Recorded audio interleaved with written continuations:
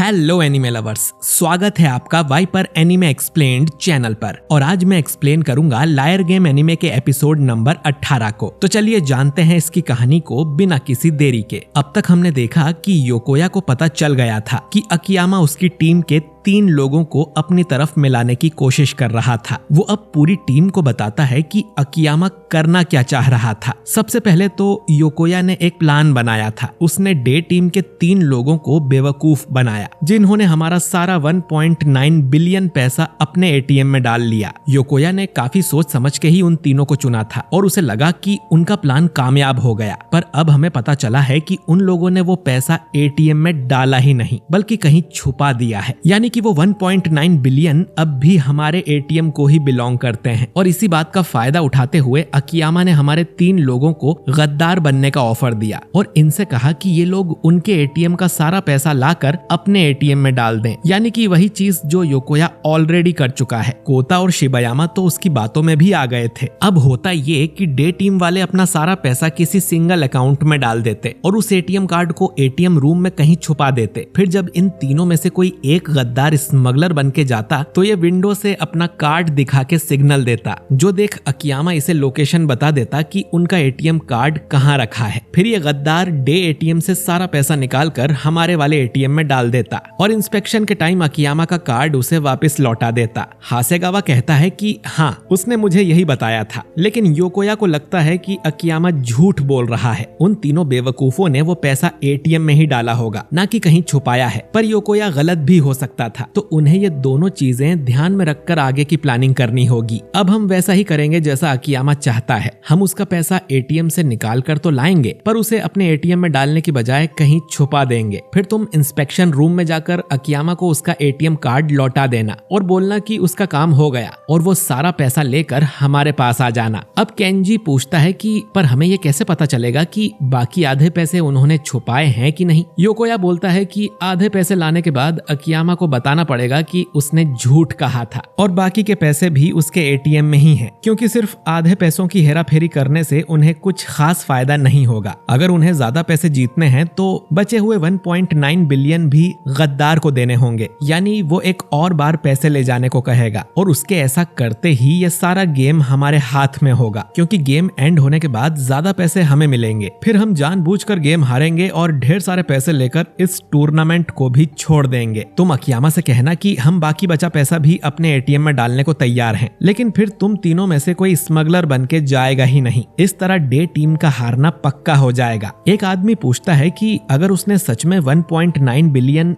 कहीं छुपाए होंगे फिर क्या करेंगे। योकोया कहता है कि फिर दोनों के पास बराबर का पैसा होगा, लेकिन डे टीम को लगेगा कि वो लोग ज्यादा पैसे जीतने वाले हैं। फिर वो लोग जानबूझकर गेम हारने की कोशिश करेंगे ताकि अच्छे खासे प्रॉफिट के साथ टूर्नामेंट को छोड़ सकें। ऐसा होने पर हम गेम जीतने का ट्राई करेंगे और अपने 3rd बैंक अकाउंट को बढ़ने देंगे। गेम जीतने से हमें अगला राउंड भी खेलना पड़ेगा, लेकिन तुम सबके कर्जे बहुत कम हो जाएंगे। अब इस प्लान में सबसे खास रोल कोता का होने वाला है। वो अगला स्मगलर बन के जाएगा। जब अकियामा उसे पैसा ट्रांसफर करने बोलेगा तो तुम उस पैसे को एटीएम में डालने की बजाय यहाँ ले आना। अगर तुम ये कर लेते हो तो तुम्हें 100 लॉयल्टी पॉइंट्स भी दिए जाएंगे। अगर तुम वो पैसा ले आए तो हमारी जीत पक्की हो जाएगी। अब कोता स्मगलर बन के जाने लगता है। वो विंडो से अपना कार्ड दूसरी टीम को दिखाता है ताकि अकियामा उसे बताए कि उसने एटीएम कार्ड कहाँ छुपाया है, लेकिन अकियामा उसे कोई सिग्नल नहीं देता। कोता अपनी टीम से बोलता है कि वो कोई सिग्नल नहीं दे रहा कि उसने एटीएम कार्ड कहाँ छुपाया है, जो सुन बाकी लोग हैरान हो जाते हैं। योकोया बोलता है कि सामने देखते रहो गधे, उन्हें पता नहीं चलना चाहिए कि तुम हमसे बात कर रहे हो। अपना कार्ड उन्हें दिखाते रहो। शायद अकियामा को शक हो गया होगा कि कोता वापस हमारी टीम के लिए काम कर रहा है। हो सकता है इस राउंड वो कोता से सिर्फ बात करना चाहता हो, अपना शक दूर करने के लिए। अगर हम कोता को स्मगलर बनने से मना कर देंगे तो अकियामा को पूरा यकीन हो जाएगा कि हमें उसका प्लान पता है। वो कोता को इंस्पेक्शन रूम में जाने को बोलता है और ये भी कि अकियामा से पूछना जरूर कि उसने कोई सिग्नल क्यों नहीं दिया। इधर डीलर 1 ये सब देखकर हंस रहा था। दूसरा डीलर बताता है कि डे टीम के स्पीकर में कुछ गड़बड़ हो गई थी, तो वो उसे ही ठीक करने गया था। ये टर्मिनल इतना पुराना है कि इसमें ऐसी दिक्कत होना आम बात है। डीलर 1 उसे बताता है कि जब तुम गए थे तब गेम बहुत ही रोमांचक मोड़ पर आ गया। बस आगे आगे देखते जाओ कि अब क्या होता है। अकियामा से बात कर कोता वापस आ जाता है और योकोया को बताता है कि अकियामा को शक हो गया था, इसीलिए उसने कोई सिग्नल नहीं दिया, पर उसे हमारे प्लान के बारे में कुछ पता नहीं चला है। उसने बस मुझसे थोड़े सवाल पूछे थे। पहला कि योकोया अपने स्मगलर्स को एटीएम कार्ड देने से डरता नहीं है क्या, क्योंकि अगर वो कार्ड दूसरी टीम के हाथ लग गया तो वो पूरा एटीएम खाली करके सारा पैसा अपने एटीएम में डाल सकते हैं। तो योकोया की टीम से कोई गद्दारी करके अपना कार्ड सामने वाले को दे सकता है। तो कोता ने उसे बताया कि योकोया हमें कार्ड इसीलिए देता है क्योंकि पूछे जाने पर इंस्पेक्शन रूम में कार्ड दिखाना पड़ता है। अगर किसी खिलाड़ी के पास कार्ड नहीं है मतलब उसका सूटकेस भी खाली होगा। और मेन बात यह है कि योकोया इन्हें हमेशा दूसरे खिलाड़ी का एटीएम कार्ड देता है, ना कि उनका खुद का। मान लो कि कोता स्मगलर है और योकोया ने उसे हासेगावा का कार्ड दिया। अगर ये कार्ड मैं इंस्पेक्शन रूम में जाकर अकियामा को दे देता हूँ जिससे उसकी टीम जीत जाए, तो वापस आने पर उसके हाथ में कार्ड नहीं होगा, यानी सबको पता चल जाएगा कि उसने अपनी टीम को धोखा दिया है। इसकी सजा देने के लिए योकोया कोता का एटीएम कार्ड जला देगा। बिना पुराने एटीएम कार्ड के उसे नया एटीएम कार्ड नहीं दिया जाएगा और बिना कार्ड वाले को गेम के एंड में एक पैसा भी नहीं मिलेगा। यानी योकोया के हाथ में ना सिर्फ इन सब के कार्ड्स हैं बल्कि इनकी जिंदगियां भी। तो उसे इस तरह धोखा देने का सवाल ही नहीं उठता। यही कोता ने अकियामा को बताया है। योकोया पूछता है कि ये सब सुन के अकियामा का डाउट क्लियर हो गया था। कोता बोलता है कि हाँ, मुझे यकीन है कि अगले राउंड में वो एटीएम कार्ड की लोकेशन जरूर बताएगा और मैं अगली बार काम पूरा करूंगा। योकोया कहता है कि मैं तुम्हें अगला चांस दूंगा ही नहीं। अगर मैंने तुम जैसे को फिर से जाने दिया तो अकियामा जरूर तुम्हें अपनी बातों में फंसा लेगा और तुम फिर से उनके लिए गद्दार बन जाओगे। कोता बोलता है कि मैं ऐसा नहीं करूंगा, मुझे एक और मौका दो। तो हासेगावा गुस्से में कोता को एक पंच मार देता है और कहता है कि तुम्हें समझ नहीं आता क्या, यहाँ कोई तुम पर भरोसा नहीं करता है। योकोया अब बोलता है कि अगला स्मगलर बन के हासेगावा जाएगा और प्लान को पूरा करेगा, जिसके लिए उसे भी 100 पॉइंट्स दिए जाएंगे। राउंड 30 में हासेगावा विंडो से अपना कार्ड दिखाता है और इस बार अकियामा उसे बता देता है कि उसने अपना एटीएम कार्ड कहाँ छुपाया है। यानी योकोया का प्लान काम कर गया। हासेगावा इंस्पेक्शन रूम में जाता है जहां अकियामा उस पे 100 मिलियन का डाउट करता है, जबकि सूटकेस खाली था। इससे नाइट टीम के थर्ड अकाउंट में 50 मिलियन बढ़ जाते हैं। इसके बाद हासेगावा वापस आता है और कहता है कि सब उनके प्लान के हिसाब से ही हुआ है। वो डे टीम के एटीएम का सारा पैसा इनके पास ले आया था। जो देख ये सब बहुत खुश हो जाते हैं। योकोया सोच रहा था कि बाकी 1.9 बिलियन जो अकियामा ने छुपा रखे हैं उनका क्या हुआ। तो हासेगावा बोलता है कि अकियामा ने उन पैसों की कोई बात नहीं की, यानी हो सकता है कि उसने झूठ नहीं बोला था, उन्होंने सच में 1.9 बिलियन कहीं छुपा रखे हैं। योकोया अब हासेगावा को अगला इंस्पेक्टर बना के भेजता है, शायद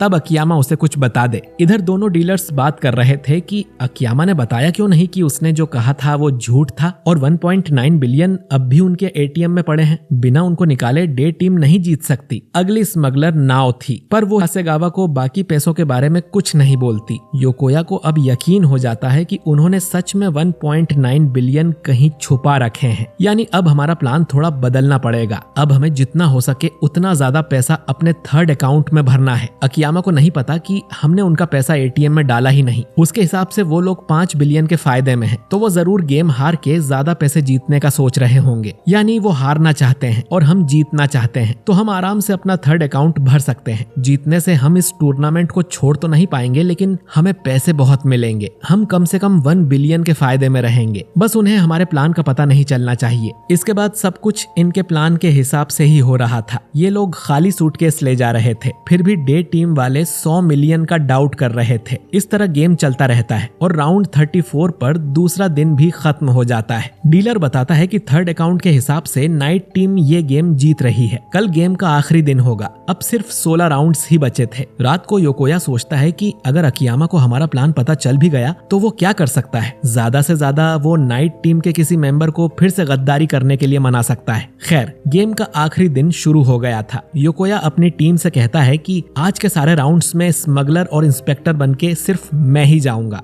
हो सकता है कि अकियामा ने आज के लिए कोई प्लान बनाया हो, लेकिन अगर हर राउंड में मैं ही जाऊंगा तो वो कोई चाल नहीं चल पाएगा। योकोया अब स्मगलर बनके जाता है और देखता है कि इंस्पेक्टर बनके नाव आई थी। बल्कि योकोया की तरह ही डे टीम से हर राउंड में सिर्फ नाव ही आती है। और इसी के साथ गेम के पूरे 50 राउंड खत्म हो जाते हैं। डीलर 2 बोलता है कि गेम यहीं पर खत्म होता है, अब बारी है इसका रिजल्ट जानने की, और ये एपिसोड यहीं पर एंड हो जाता है। तो दोस्तों इस गेम को कौन जीतेगा, अकियामा या योकोया, ये हमें अगले एपिसोड में ही पता चलेगा। तो उसे बिल्कुल भी मिस ना करने के लिए अगर आप हमारे चैनल वाइपर एनीमे एक्सप्लेन्ड पर नए हैं तो चैनल को सब्सक्राइब करके बेल आइकन जरूर दबाइए और कमेंट करके बताइए कि आपको ये एपिसोड कैसा लगा। वीडियो को लाइक और शेयर करना भी बिल्कुल मत भूलिएगा। मैं मिलता हूँ आपसे बहुत जल्द अगले वीडियो के साथ। शुक्रिया।